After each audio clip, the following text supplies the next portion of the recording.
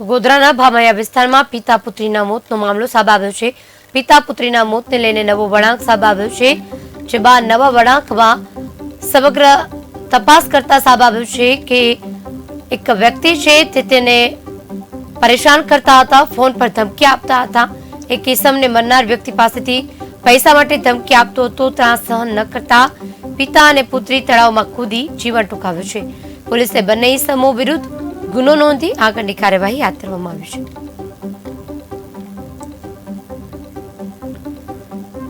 પિતા પુત્રીનો મૃત્યુનો ભેદ ઉકેલાઈ ગયો છે।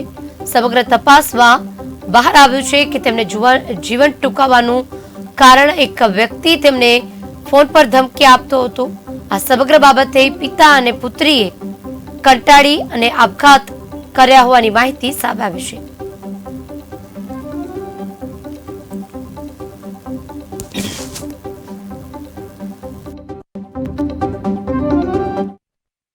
ભામૈયા ગામમાં બળવંતસિંહ અંબરસિંહ ઠાકોર અને તેમની પુત્રી પ્રજ્ઞાબેન બંને તળાવમાં કૂદી પડેલ અને મરણ ગયેલ, જે બાબતેની વિગતવારની ફરિયાદ બી ડિવિઝન પોલીસ સ્ટેશને તેમના સ્વજનોએ આપેલ છે। તે મુજબ ભામૈયા ગામના રહીશ મગનભાઈ સુંદરભાઈ વણકર અને બીજા એક હાર્દીભાઈ નાઓવા મરણ જનાર બળવંતસિંહ પાસેથી રૂપિયા કઢાવવા મૌખિક અને ટેલિફોનિકથી ધમકીઓ આપી બ્લેકમેલ કરી માનસિક ત્રાસ આપતા હોય અને પૈસાની માગણી કરી પૈસા કઢાવતા હોય, જે કારણે ત્રાસ સહન ન થતા આ બંને દીકરી અને પિતાએ તળાવમાં ઝંપલાવી અને પોતે મૃત્યુનો લાવેલ છે।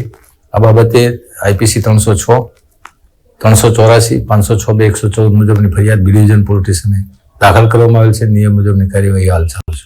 આરોપીની તપાસ ચાલુ છે, ટીમો બનાવેલી છે, મળી આવેથી નિયમ મુજબની કાર્યવાહી કરવામાં આવશે। એનો પણ ખુલાસો અત્યાર સુધી થયો નથી, તપાસ દરમિયાન તપાસમાં આવશે તો એ પ્રમાણે તપાસ આગળ વધશે।